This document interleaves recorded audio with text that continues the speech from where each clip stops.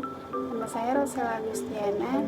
Saya adalah mahasiswi dari Universitas Pancasakti Bekasi, Fakultas Ekonomi dan Bisnis, Prodi S1 Manajemen, kelas B sore semester 3, dengan NIM 2892150118.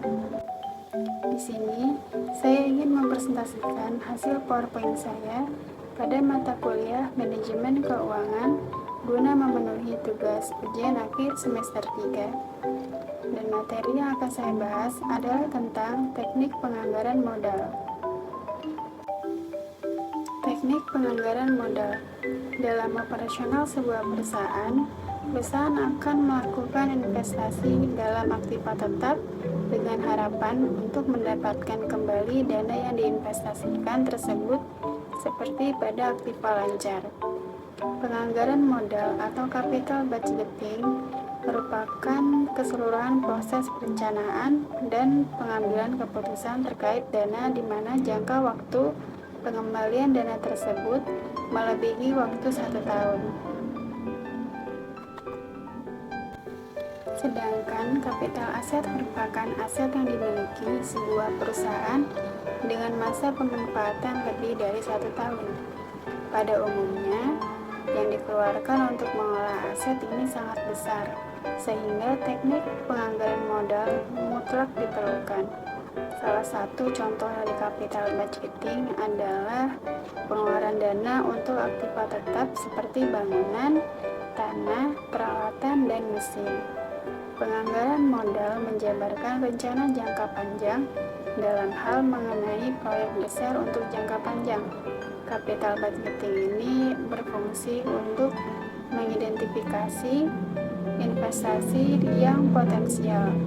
Jika sudah ditemukan, maka teknik ini dapat diterapkan untuk menentukan pilihan investasi. Setelah memilih investasi, lalu dilakukan audit pada saat pelaksanaannya. Pada prinsipnya, penganggaran modal memiliki arti yang sangat penting dalam hal yang pertama, penganggaran modal merupakan keputusan jangka panjang, dan yang kedua, dalam melakukan investasi dibutuhkan dana yang besar. Pentingnya penganggaran modal atau capital budgeting diantaranya meliputi sebagai berikut. Yang pertama, keputusan penganggaran modal akan berpengaruh pada jangka waktu yang lama sehingga perusahaan kehilangan fleksibilitasnya. Kedua, penganggaran modal yang efektif dan menaikkan ketetapan waktu dan kualitas dari penambahan aktiva. Yang ketiga, pengeluaran modal sangatlah penting. Tahapan atau langkah-langkah untuk penganggaran modal. Yang pertama, biaya proyek harus ditentukan. Yang kedua, manajemen harus memperkirakan aliran arus kas yang diharapkan dari proyek, termasuk nilai akhir aktiva. Yang ketiga, risiko dari aliran kas proyek harus diestimasi atau memakai distribusi probabilitas aliran kas. Yang keempat, dengan mengetahui risiko dari proyek, manajemen harus menentukan biaya modal atau cost of capital yang tepat untuk mendiskon aliran kas proyek. Yang kelima, dengan menggunakan nilai waktu uang, aliran kas masuk yang diharapkan digunakan untuk memperkirakan nilai aktiva. Yang keenam, nilai sekarang dari aliran kas yang diharapkan dibandingkan dengan biayanya. Di dalam analisis hasil investasi, rate of return merupakan tingkat keuntungan yang disyariatkan oleh para investor yang digunakan untuk menetapkan nilai sekarang atau present value dari arus kas yang dihasilkan oleh investasi masa depan. Metode keputusan penganggaran modal atau capital budgeting. Yang pertama ada payback period, merupakan waktu yang diperlukan oleh satu proyek investasi untuk mengembalikan seluruh dana yang telah diinvestasikan dalam proyek tersebut.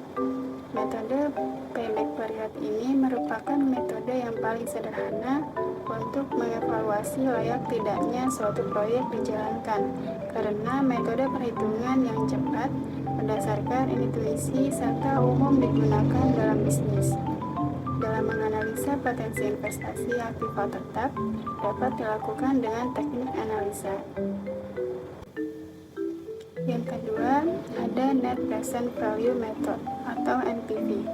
Metode penilaian investasi ini ditekankan pada pengukuran seberapa besar selisih yang dapat dihasilkan antara nilai sekarang present value investasi dengan aliran kas bersih atau net cash flow yang dihasilkan selama umur investasi, baik operasional maupun aliran kas bersih pada akhir umur investasi atau terminal cash flow.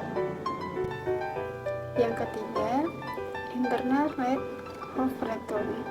Metode Internal Rate of Return atau IRR merupakan metode penilaian investasi untuk mencari tingkat bunga atau discount rate yang menyematkan nilai sekarang dari aliran kas neto atau present value of assets dan investasi atau initial outlays. Yang keempat, Profitability Index. Metode Profitability Index atau Benefit Cost Ratio merupakan metode yang memiliki hasil keputusan sama dengan metode NPV. Artinya, apabila suatu proyek investasi diterima dengan menggunakan metode NPV, maka akan diterima pula jika dihitung menggunakan metode Profitability Index ini. Lalu yang terakhir, yang kelima, ada Accounting Rate of Return. Metode Accounting Rate Return atau ARR mengukur besarnya tingkat keuntungan dari investasi yang digunakan untuk memperoleh keuntungan tersebut. Keuntungan yang diperhitungkan adalah keuntungan bersih setelah pajak atau earning after tax (EAT). Dari kelima metode penilaian investasi yang telah dijelaskan di atas, ternyata ada 3 metode yang cukup baik digunakan dalam menilai investasi, yaitu metode Net Present Value atau NPV, metode Profitability Index atau PI, dan metode Internal Rate of Return atau IRR. Hal ini terutama karena ketiga metode tersebut memperhatikan nilai waktu dan uang dalam analisa penilaiannya. Demikian yang dapat saya sampaikan dari materi tentang teknik penganggaran modal. Semoga apa yang saya jelaskan dapat dipahami dan bermanfaat. Kurang lebihnya mohon maaf. Wassalamualaikum warahmatullahi wabarakatuh.